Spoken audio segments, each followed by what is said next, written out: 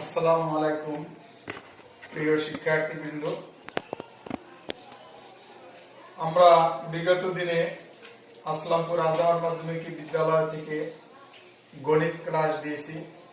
আজকে অষ্টম শ্রেণীর বিজ্ঞান ক্লাস দেওয়া হচ্ছে এবং আজকে আমরা যেটা আলোচনা করব সেটা পরমাণুর গঠন নিয়ে আলোচনা করা হবে। আমরা জানি যে আমাদের স্কুল বন্ধ, এই অবস্থায় আমাদের শিক্ষার্থীরা অনেক পিছিয়ে আছে। কারণ হলো করোনা ভাইরাসের জন্যই আমাদের শিক্ষা ব্যবস্থার আজকে বেহাল অবস্থায় পরিণত হয়েছে, শুধু আমাদেরই নয় সারা পৃথিবীতে। প্রিয় বন্ধুরা, তাহলে আজকে আমরা পরমাণুর গঠন নিয়ে আলোচনা করব। পরমাণুর পদার্থ কি সেটা আমাকে জানতে হবে। পদার্থ সম্পর্কে তোমরা ক্লাস 6 থেকেই জানো, পদার্থের সংজ্ঞাও জানো। তোমরা আমার হাতে একটা কলম দেখতে পাচ্ছ। এই কলমটা কিভাবে গঠিত আছে, এর মধ্যে কি কি আছে সে সম্পর্কে আলোচনা করা হবে। আসলে এই কলমটা একটি পদার্থ। এই কলমটার ভিতরে বিভিন্ন রকমের কণা রয়েছে। এই কণা সম্পর্কে আলোচনা করা হবে। তার পূর্বে আজকে আমরা যা আলোচনা করব পরমাণুর ধারণার বিকাশ, পরমাণুর গঠন, পরমাণুর পারমাণবিক সংখ্যা, ভর সংখ্যা, আইসোটোপ, ধর্ম, ব্যবহার, ইলেকট্রন বিন্যাস, মৌলের ধর্ম ও আয়তন। আমরা এই পরমাণু নিয়ে আলোচনা করতে গিয়ে গ্রিক দার্শনিক ডেমোক্রিটাস সর্বপ্রথম তিনি আলোচনা করেন। তিনি বলেছিলেন যে পদার্থ ক্ষুদ্র ক্ষুদ্র কিছু একটা দ্বারা গঠিত। তিনি এই ক্ষুদ্রতম কণাগুলোর নাম দিয়েছিলেন অ্যাটমস। এই ডেমোক্রিটাস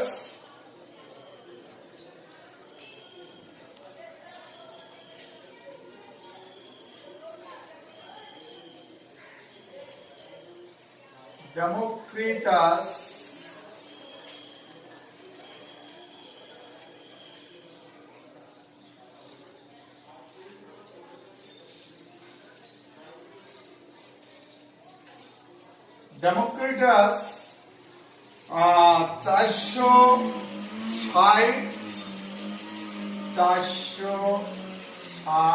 থেকে 370 BCE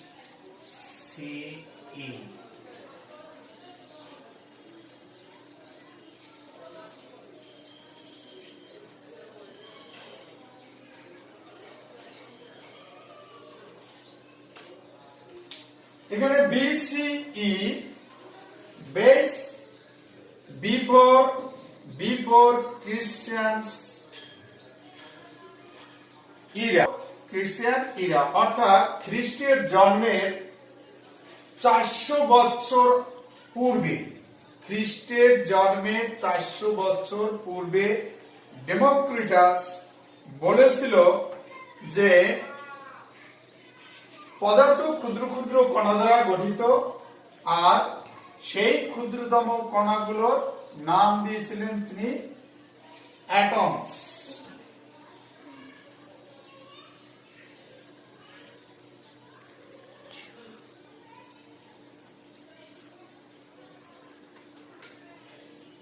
এ অর্থ নট,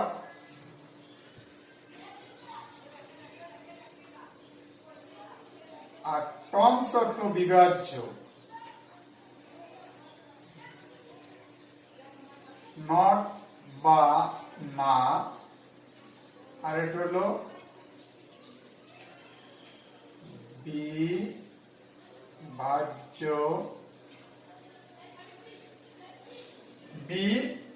বিভাজ্য বা ডিভিজিবল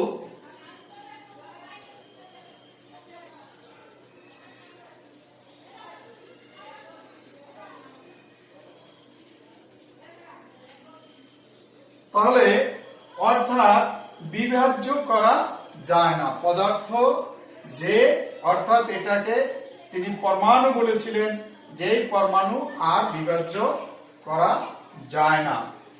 পরমাণু ওই সময়েরই দুজন বিজ্ঞানী প্লেটো এবং এরিস্টটল, তারা বললেন যে তার মতের সাথে একমত পোষণ না করে এরিস্টটল বললেন যে পরমাণু নির্বিচ্ছিন্ন, এটা ক্ষুদ্র ক্ষুদ্র ক্ষুদ্র ক্ষুদ্র অংশে বিভাজিত হয়।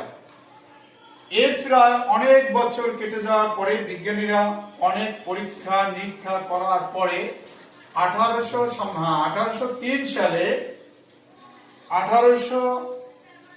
সালে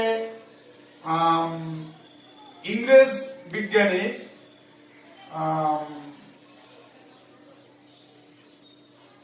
জন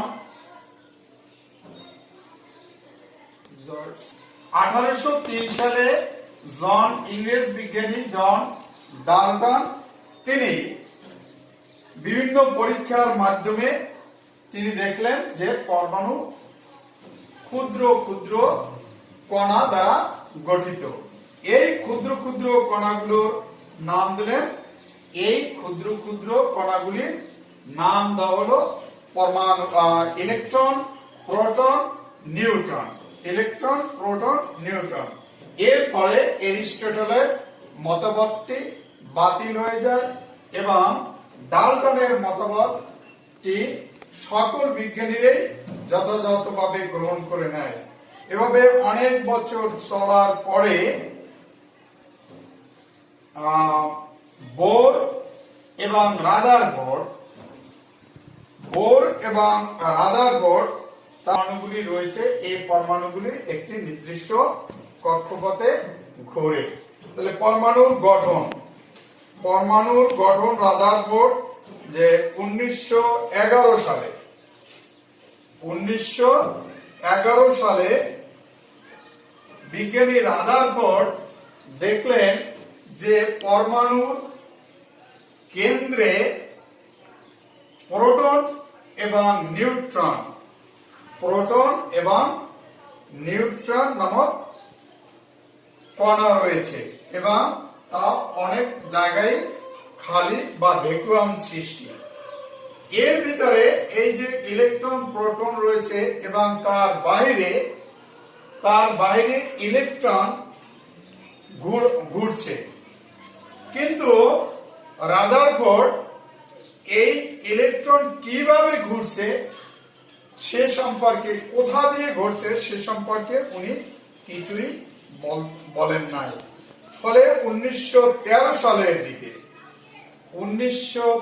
সালে বিজ্ঞানী বোর তিনি বললেন যে পরমাণুর যে মডেল, এই পরমাণু একটি নির্দিষ্ট কক্ষপথে ইলেকট্রনগুলো নির্দিষ্ট দূরত্ব বজায় রেখে যথাযথভাবে ঘুরছে। কিন্তু রাদারফোর্ডের পরমাণু মডেল যদি তোমরা দেখো, রাদারফোর্ড যে কথাটি বলেছিল,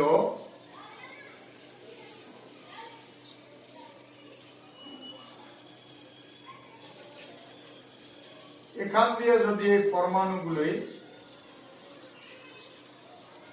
ঘুরে, এখানে নিউট্রন, এখানে আছে প্রোটন এবং নিউট্রন।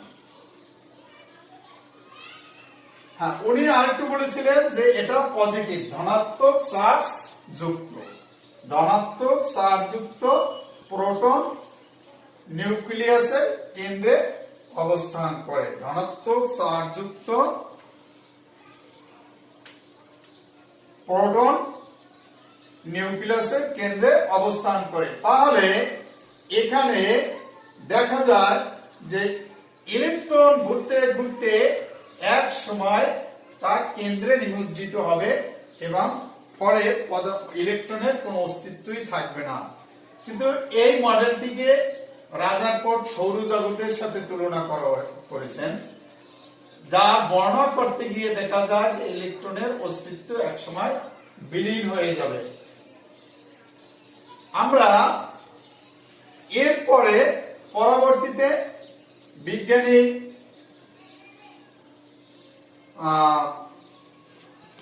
বললেন যে না, পদার্থ একটি নির্দিষ্ট কক্ষপথে ঘুরছে। পদার্থ একটি, এর ভিতরে প্রোটন আছে, নিউট্রন আছে, আর বাহিরে ইলেকট্রন। বাহিরে ইলেকট্রন একটি নির্দিষ্ট পথে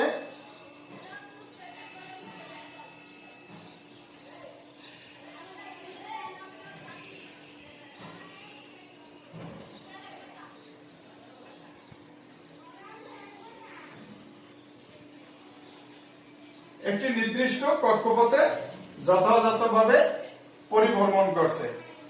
তাহলে বিজ্ঞানী বোর নির্দিষ্ট করে দিয়েছেন যে ইলেকট্রনটা একটা নির্দিষ্ট কক্ষপথে যথাযথভাবে পরিভ্রমণ করছে। তাহলে আমরা পরমাণুর গঠন সম্পর্কে জানলাম।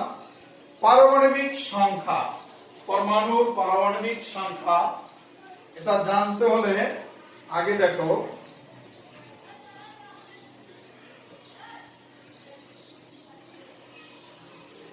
এখানে পরমাণুর একটা জিনিস মনে রাখতে হবে, পরমাণুর পারমাণবিক সংখ্যা অনুসারে কমপক্ষে 20টা মৌলের নাম তোমার জানতে হবে। এখানে দেখো hydrogen, helium, lithium, beryllium, boron, carbon, nitrogen, oxygen, fluorine, neon, sodium, magnesium, aluminium, silicon, phosphate, sulphur, chlorine, argon, potassium, calcium.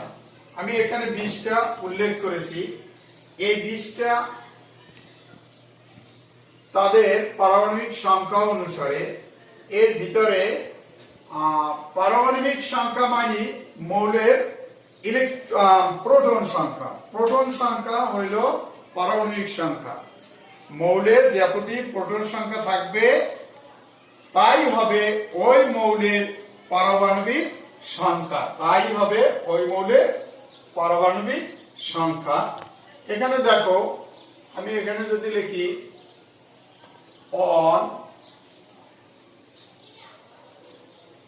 2 3 4 5 6 7 8 9 10 11 12 13 14 15 16 17 18 19 20।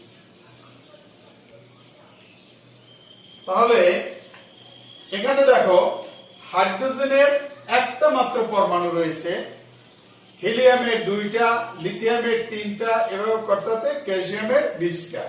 এই 20টা মৌলের নাম, প্রতীক তোমাদের মুখস্থ রাখতে হবে এবং তাহলে সাজিয়ে রাখবা। সাজিয়ে রাখলেই তোমার তার পারমাণবিক সংখ্যা জানতে পারবা। তাহলে এখানে দেখো যে আমরা যদি অক্সিজেনের কথা নির্ণয় করি, তাহলে অক্সিজেনের প্রোটনও 8টা, 8টি প্রোটন রয়েছে অক্সিজেনের। তাহলে অক্সিজেনের পারমাণবিক সংখ্যা 8। অক্সিজেনের পারমাণবিক সংখ্যা 8। ভর সংখ্যা নির্ণয় করতে গিয়ে আমরা ভর সংখ্যা হলো কোন মৌলের প্রোটন সংখ্যা এবং নিউট্রন সংখ্যার যোগফল। মৌলের প্রোটন সংখ্যা এবং নিউট্রন সংখ্যার যোগফল। ভর সংখ্যা সমান হইল প্রোটন প্লাস নিউট্রন।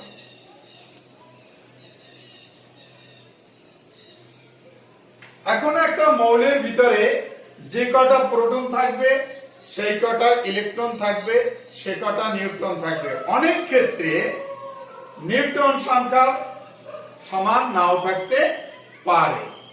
নিউট্রন সংখ্যা সকল মৌলের সমান নাও থাকতে পারে। এখানে আমরা যদি অক্সিজেন বলি, এখানে একটা চিত্রে দেখতে পাচ্ছ, এখানে এই অক্সিজেনের 8টি ইলেকট্রন রয়েছে।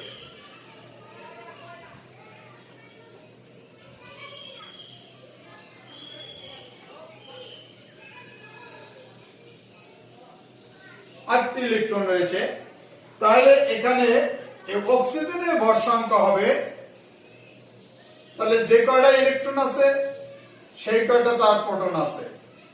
এখানে অক্সিজেনের নিউট্রন সংখ্যা 8, তাহলে অক্সিজেনের ভর সংখ্যা হলো 16।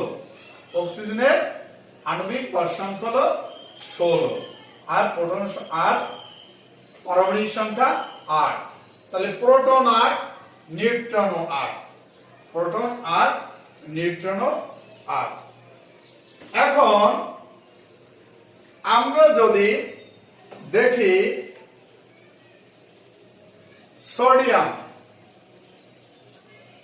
সোডিয়ামের কথা চিন্তা করি, সোডিয়ামের তাহলে 11টা প্রোটন, নিউট্রন 11টা প্রোটন, 11টা ইলেকট্রন। কিন্তু সোডিয়ামের ভর সংখ্যা হলো 23। সোডিয়ামের ভর সংখ্যা 23। তাহলে তার নিউট্রন সংখ্যা কত? দেখো, নিউট্রন সংখ্যা বের করা সহজ। প্রোটন সংখ্যা আর ইলেকট্রন সংখ্যা অলওয়েজ সমান থাকবে। আমরা যদি সোডিয়ামের প্রোটন নিউট্রন সংখ্যা, সোডিয়াম এর নিউট্রন সংখ্যা, এটা হবে যে কোনো মৌলের ভর সংখ্যা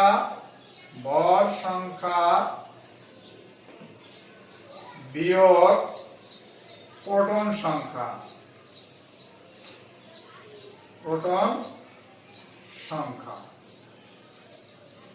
ভর সংখ্যা বিয়োগ প্রোটন সংখ্যা। তাহলে দেখো, সোডিয়ামের ভর সংখ্যা তোমার জানা থাকতে হবে। এর জন্য পর্যায় সারণীর যে মৌলগুলি দেওয়া আছে সেখানে পর্যায় সারণীর মৌলের প্রত্যেকটা মৌলের এভাবে আণবিক পারমাণবিক ভর এবং আণবিক ভর সংখ্যা, পারমাণবিক সংখ্যা এবং ভর সংখ্যা দেওয়া আছে। ভর সংখ্যাগুলো তোমাদের মনে রাখতে হবে। তাহলে আমরা সোডিয়ামের ভর সংখ্যা ছিল 23। এখান থেকে তার প্রোটন সংখ্যা হইল 11,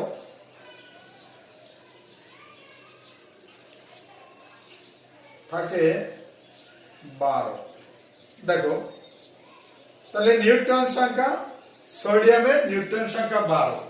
তাহলে আমরা ভর সংখ্যা নির্ণয় করার ক্ষেত্রে কি হবে? এখানে প্রোটন সংখ্যা 11, নিউট্রন সংখ্যা 12 বসিয়ে দিলে আবার 23 পাওয়া যায়। তাহলে আমরা ভর সংখ্যা নির্ণয় করতে পারবো। ভর সংখ্যা নির্ণয় করতে কি লাগবে? তোমার প্রোটন সংখ্যা আর নিউট্রন সংখ্যাটা যোগ করে দেবা। প্রোটন সংখ্যা এবং নিউট্রন সংখ্যা যোগ করে দেবা। এরপর দেখো, আমরা আইসোটোপ সম্পর্কে আমরা জানি মৌলের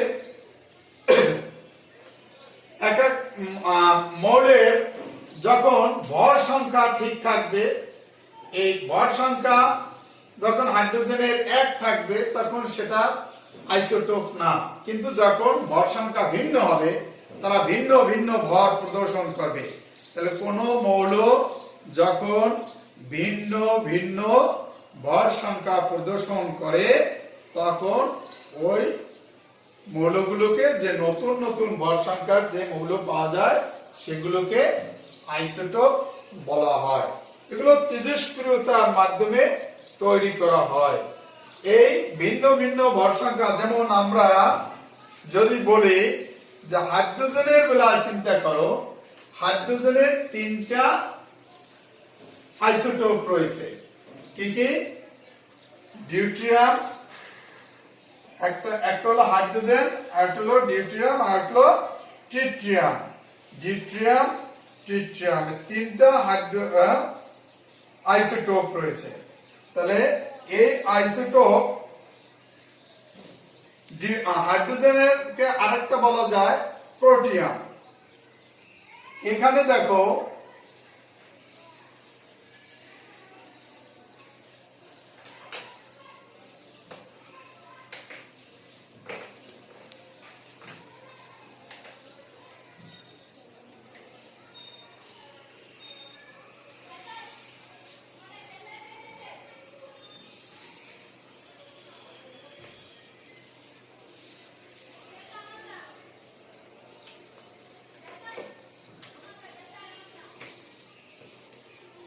এখানে একটি মাত্র প্রোটন রয়েছে।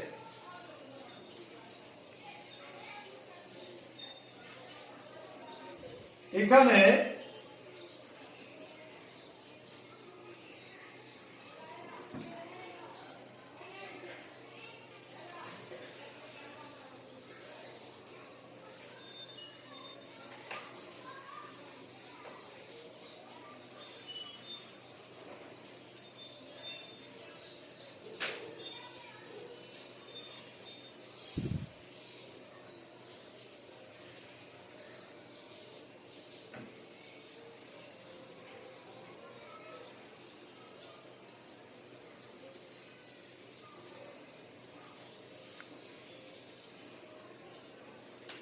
দেখো প্রথম চিত্রে আমরা হাইড্রোজেনের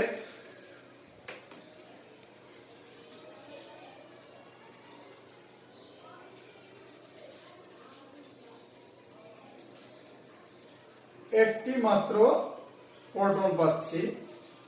দ্বিতীয় চিত্রে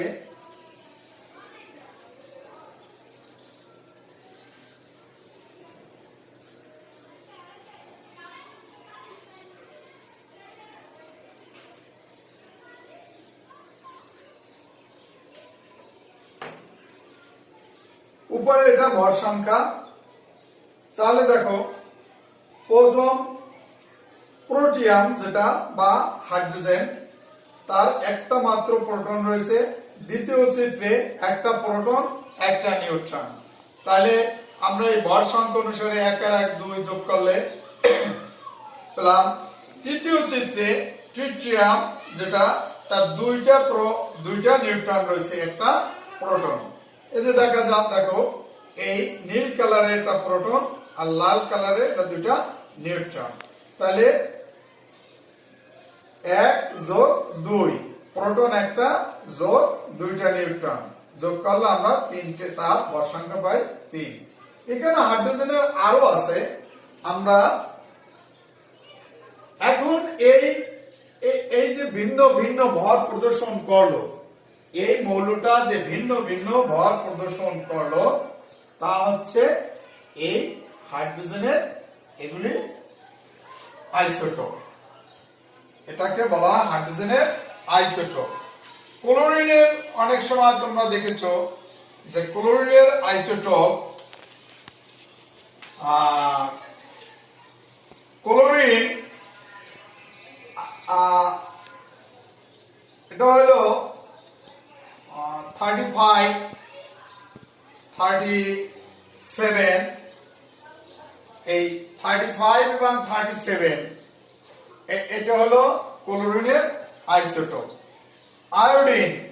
আয়োডিনের ক্ষেত্রে তোমরা যদি দেখো যে আয়োডিন 31, এখন এটা আয়োডিনের একটা আইসোটোপ। আয়োডিন 31, এটা আয়োডিনের একটা আইসোটোপ। এটা আমাদের থাইরয়েড থাইরয়েড রোগের জন্য এই আইসোটোপটা ব্যবহার করা হয়। এখন আইসোটোপের ব্যবহার। আইসোটোপ আমরা বিভিন্ন ক্ষেত্রে, এটা একটা তেজস্ক্রিয় রশ্মি। আইসোটোপ আমরা বিশেষ করে চিকিৎসা ক্ষেত্রে আমরা আইসোটোপটা ব্যবহার করে থাকি। রোগ নির্ণয় করতে, রোগ নিরাময় করতে আমরা আইসোটোপ ব্যবহার করে থাকি। আইসোটোপ ব্যবহারের মাধ্যমে এই তেজস্ক্রিয় রশ্মি নির্গত হয়। আর যেমন তোমার হাড় ভেঙে গেছে অথবা তোমার অন্ত্রের ভিতরে তো মানে ছবি করা সম্ভব নয়, এখানে কি কোন রোগটার সৃষ্টি হয়েছে এটা জানা সম্ভব নয়। এর জন্য আইসোটোপের মাধ্যমে তেজস্ক্রিয় রশ্মি ব্যবহার করে আমরা রোগ নিরাময় করে থাকি। কৃষি ক্ষেত্রে, আমাদের কৃষি ক্ষেত্রে আইসোটোপ ব্যবহার করে আমরা বিভিন্ন রকমের উদ্ভিদের যে আছে সেগুলো আমরা নিয়ন্ত্রণ করি। তারপরে খাদ্য মজুত করতে আমরা আইসোটোপের ব্যবহার করি। কারণ হলো তেজস্ক্রিয় রশ্মি ভাইরাস ব্যাকটেরিয়াকে ধ্বংস করে, সেজন্য আমরা কৃষি ক্ষেত্রেও আইসোটোপ ব্যবহার করে থাকি।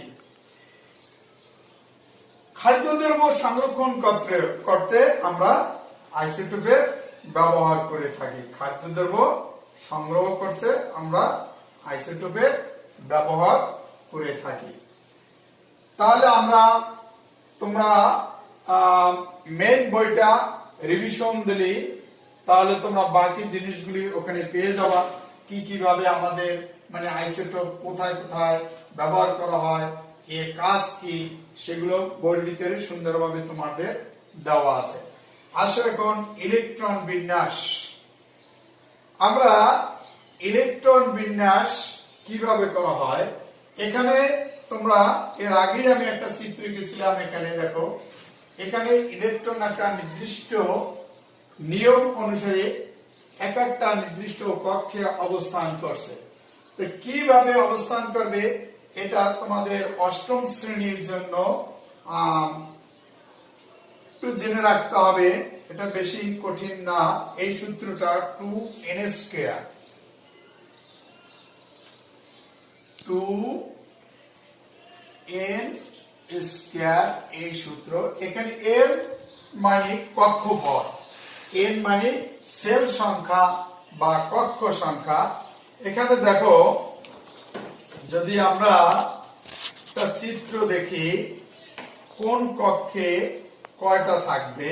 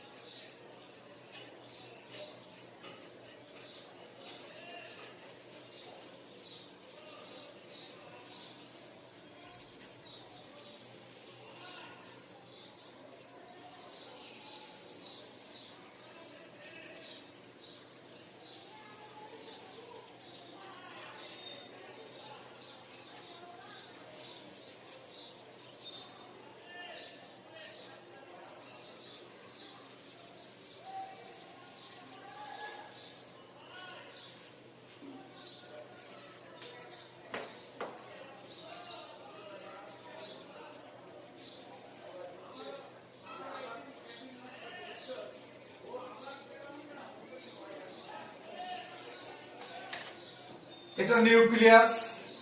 দেখো, এই নিউক্লিয়াসের তাহলে প্রথম একটা সেল আমরা এখানে দেখতে পাই।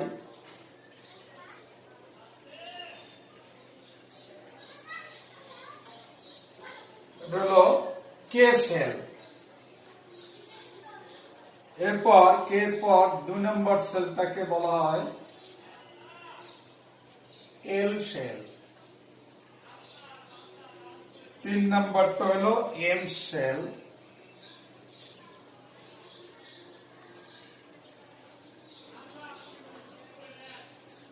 4 নম্বরটা হলো এন সেল।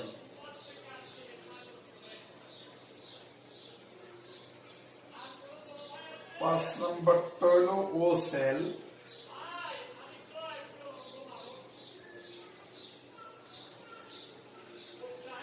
6 নম্বরটা হলো পি সেল, 7 নম্বরটা হলো কিউ সেল। আমরা এখানে 7টা অরবিট দেখতে পাচ্ছি। তাহলে এই কোন অরবিটে কয়টা নির্ণয় করতে হবে। এখন এই সূত্র অনুসারে এই সেলে এই ইলেকট্রন বিন্যাস কঠিন। এখন এর জন্য আমাদের এর আবার উপসেল রয়েছে, অর্থাৎ মূল সেলের আবার কিছু উপসেল থাকবে। এটা যদি আমরা N on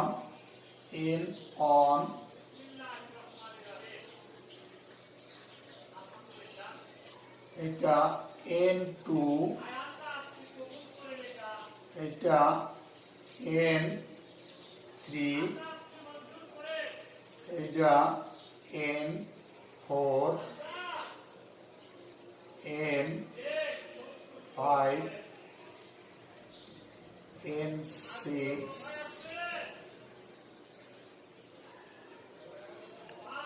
N7 number sell. এখন দেখো বন্ধুরা, এখানে আমার প্রথম এই 2n² সূত্র যদি হয় তাহলে আমরা লিখতে পারি 2 যদি সেল সংখ্যা 1 ইনটু 1² ইকুয়াল টু 1/2। প্রথম সেলে 2টি ইলেকট্রন থাকতে পারবে। তাহলে আমরা প্রথম সেলে 2টা দিয়েছিলাম অক্সিজেনের 8, অক্সিজেনের ছিল কত 8। এরপরে যদি 2 ইনটু দ্বিতীয় সেলে থাকবে 2 দুগুণে 4, 4 দুগুণে 8। দেখো আমরা 8টা দিয়েছি। তৃতীয় সেলে থাকবে 2 ইনটু 3² 3 3 9, 9 দুগুণে 18। চতুর্থ সেলে থাকতে পারবে 4 4 16, 16 দুগুণে 32। এভাবে আমরা কোন সেলে বা কোন কক্ষে বা কোন অরবিটে কয়টি ইলেকট্রন অবস্থান করতে পারবে সে সম্পর্কে এখানে এই 2n² সূত্র দ্বারা নির্ণয় করা যায়। কিন্তু এই সূত্র সব জায়গায় কাজে খাটানো যাবে না। এই সূত্রটা এই পর্যন্ত, অর্থাৎ এখানে আমরা যদি দেখি এই ক্যালসিয়ামের কথা চিন্তা করো। ক্যালসিয়ামের হলো 20, তাহলে 2 8 8 2। এখানে তার ইলেকট্রন বিন্যাস হলো 2 8 8 2। এখন যদি আমি ইলেকট্রন এখানে বসাইতে যাই ক্যালসিয়ামের ক্ষেত্রে, তার প্রথম সেলে 2টা, এর পরের সেলে 8টা দেব, তার পরের সেলে 8টা, তার পরের সেলে দিতে হবে 2টা। কারণ কি এখন দেখো, এখানে হলো অষ্টকপূর্ণ একটা নিয়ম আছে, তোমরা নবম শ্রেণীতে এটা পেয়ে যাবা। অষ্টক পূরণ করতে হবে। 8টা যখন হবে, 8টা ইলেকট্রন একটা অরবিটে থাকলে তার অষ্টক পূরণ হয়। এজন্য আমার এখানে বাকি ছিল কত, প্রথম সেলে 2টা দিলাম 2টা। দেখো আমরা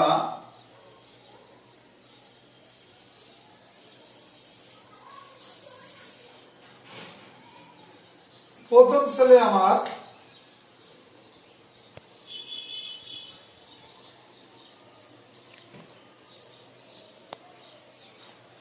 ইলেকট্রন থাকতে পারবে 2টা, দ্বিতীয় সেলে থাকতে পারবে আমার 8টা,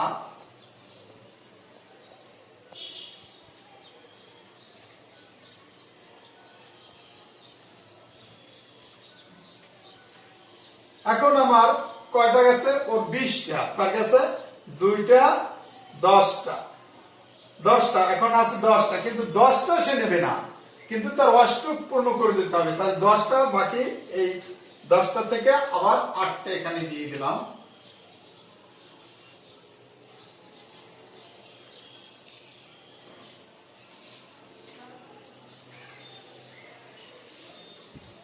এখন দেখো আমার এখন কয়টা হয়েছে 10 আর 18, তাহলে আমার চতুর্থ সেল লাগবে।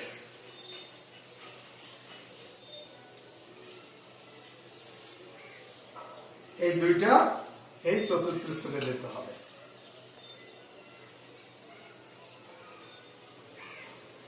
এখন দেখো যখন এইটা এখন স্থিতিশীল অবস্থায় নাই, সে স্থিতিশীল অবস্থা আসতে যদি চায় তাহলে অন্য একটা পদার্থের সাথে সে রাসায়নিক বিক্রিয়া করবে। তাহলে সে রাসায়নিক বিক্রিয়া করতে গিয়ে দেখা যায় যে এই ইলেকট্রন বিন্যাস থেকে তাহলে আমরা এই দুইটি ইলেকট্রন ছেড়ে দেবে। আরেকটা মনে রাখতে হবে, খুব সহজে মনে রাখার জন্য, ধাতুরা সবসময় ইলেকট্রন ত্যাগ করবে আর অধাতুরা ইলেকট্রন গ্রহণ করবে। ধাতুরা সবসময় ত্যাগ করবে আর অধাতুরা গ্রহণ করবে। অর্থাৎ ধনাত্মক যে চার্জযুক্ত মৌলগুলি আছে তারা সবসময়ের জন্য ইলেকট্রন ত্যাগ করবে, আর ঋণাত্মক যে মৌলগুলি আছে তারা ইলেকট্রন গ্রহণ করবে। এখানে দেখো অক্সিজেনের ছিল কত, অক্সিজেনের ছিল 2 6, তাহলে তার অষ্টক পূর্ণ নেই। ওর কাছ থেকে আরে দুইটা দিলে আর অষ্টক পূর্ণ হয়, কিন্তু ও যদি 6টা দেয় তাহলে আর লাগে, আর 6টা দিতে যে শক্তি ব্যয় হবে দুইটা গ্রহণ করতে তার চেয়ে অনেক শক্তি কম ব্যয় হবে।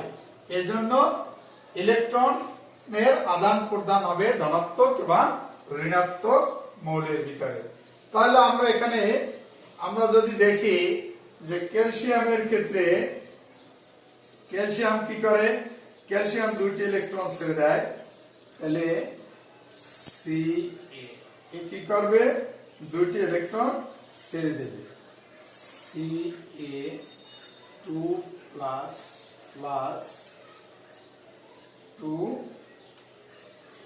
ইলেকট্রন ছেড়ে। আর অক্সিজেন সে কি করে, দুইটি ইলেকট্রন গ্রহণ করবে,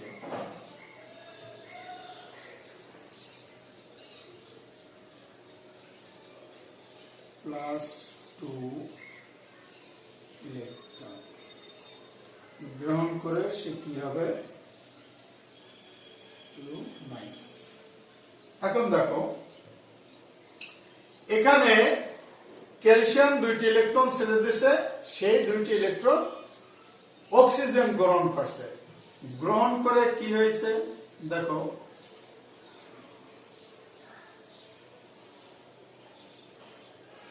তারা ক্যালসিয়াম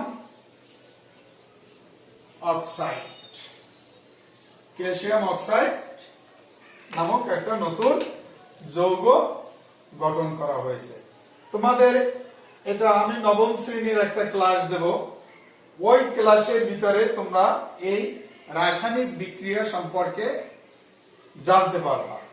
এখন তোমাদের মূল জানার যে বিষয়গুলি, এই অধ্যায়টা ভালোভাবে তোমাদের যদি বুঝতে হয় তাহলে মৌলের প্রতীক, সংকেত এবং আণবিক ভর অর্থাৎ ভর সংখ্যা, পারমাণবিক সংখ্যা, এগুলো তোমাদের বেশি বেশি জানতে হবে।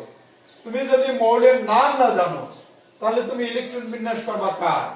তুমি যদি মৌলের পারমাণবিক সংখ্যা না জানো, ভর সংখ্যা না জানো, তাহলে কিভাবে তুমি ইলেকট্রন সংখ্যা, প্রোটন সংখ্যা, নিউট্রন সংখ্যা নির্ণয় করবা? অর্থাৎ আমার ভর সংখ্যা দেওয়া আছে, ইলেকট্রন সংখ্যা দেওয়া আছে, আমার কাছে নিউট্রন সংখ্যা চাইছে, তা কিভাবে আমি বের করব? মনে রাখতে হবে। আর এখানে ভর সংখ্যা নির্ণয়ের সূত্রটা তোমার জানতে হবে যে প্রোটন সংখ্যা প্লাস নিউট্রন সংখ্যা ইকুয়াল টু ভর সংখ্যা। আর কোন মৌলের নিউট্রন সংখ্যা নির্ণয় করতে হলে তোমার সূত্রটা জানতে হবে, ভর সংখ্যা থেকে প্রোটন সংখ্যা বাদ দিলে অর্থাৎ বিয়োগ করলে যে সংখ্যাটা আমরা পাই তা হচ্ছে নিউট্রন সংখ্যা। আরেকটা জিনিস মনে রাখতে হবে যে নিউট্রন সংখ্যা, নিউট্রনের কোনো চার্জ নেই, এরা আধান নিরপেক্ষ, এরা আধান নিরপেক্ষ। কিন্তু প্রোটন এবং ইলেকট্রনের আধান রয়েছে, এটা হলো প্রোটনের ধনাত্মক আধান আর ইলেকট্রনের ঋণাত্মক আধান। তাহলে বন্ধুরা, আশা করি তোমরা বুঝতে পেরেছো এবং বাসায় আমার এই ক্লাসের দেখার পরে বসে থাকলেই হবে না, এই ভিডিওটা দেখার পরে তোমরা মেন বই যখন রিভিশন দেবা তখন দেখবা খুব সহজেই এটা বুঝতে পেরেছো। আশা করি তোমরা ইনশাআল্লাহ এই অধ্যায়টি ভালোভাবে রিসার্চ করবা এবং যাতে সামনে যে জিএসসি পরীক্ষা হবে সে পরীক্ষায় যাতে ভালো ফলাফল অর্জন করতে পারো। এর পরবর্তীতে আমি তোমাদের এই অধ্যায়ের উপরে সৃজনশীল প্রশ্নের উপরে একটা ক্লাস দেব, কিভাবে প্রশ্ন হইতে পারে সৃজনশীল প্রশ্নগুলি, তার উপরে একটা ক্লাস দেওয়া হবে। আর তোমরা যারা আমার এই ক্লাসটি দেখো তারা সাবস্ক্রাইব করে দেবা, যাতে আমি ক্লাস দেওয়ার সাথে সাথে তোমাদের কাছে চলে যায়। সাবস্ক্রাইব করে নিলে তোমরা খুব সহজেই আমার ক্লাসগুলি পেয়ে যাবে। আর তোমরা যদি ক্লাসটা দেখার পরে বুঝতে পারো তাহলে আমার এই পরিশ্রম সফল হবে এবং আমি আশা করি যে বাংলাদেশে আজকে যে অবস্থা, এই অবস্থার উত্তরণ হোক এবং আমার বাংলাদেশের প্রত্যেকটা ছাত্রছাত্রী তারা যাতে ভালো করতে পারে, তারা যদি কিছু শিখতে পারে, সেই জন্য আমি তোমাদের জন্য এই ক্লাসগুলো দিচ্ছি। আশা করি আগামীতে তোমরা আরো এই ক্লাসগুলো দেখবা এবং ভালো করে বুঝবা। এর পরবর্তীতে রাসায়নিক বিক্রিয়ার উপরে আমি তোমাদের একটা ক্লাস দেব। ক্লাসে এটি যদিও নাই, তারপরও পরীক্ষায় কিছু প্রশ্ন আসবে, সেজন্য তোমাদেরকে একটা নবম শ্রেণীর যে ক্লাসটা দেব ওই ক্লাসটা তোমরা দেখে নিলেই তোমরা বুঝতে পারবা কিভাবে রাসায়নিক বিক্রিয়া সংগঠিত হয়। আজকে তোমাদের শুধুমাত্র একটু আলোচনা করেছিলাম যে রাসায়নিক বিক্রিয়াটা কিভাবে হয়। সবসময়ের জন্য মনে রাখতে হবে যে ধনাত্মক আয়ন ঋণাত্মক আয়নের সাথে সবসময়ের জন্য রাসায়নিক বিক্রিয়ায় অংশগ্রহণ করে নতুন পদার্থ উৎপন্ন হয়। ধন্যবাদ সকলকে, আশা করি তোমরা ভালো থাকো। আজকের মতো এখানেই ক্লাস শেষ। আল্লাহ হাফেজ।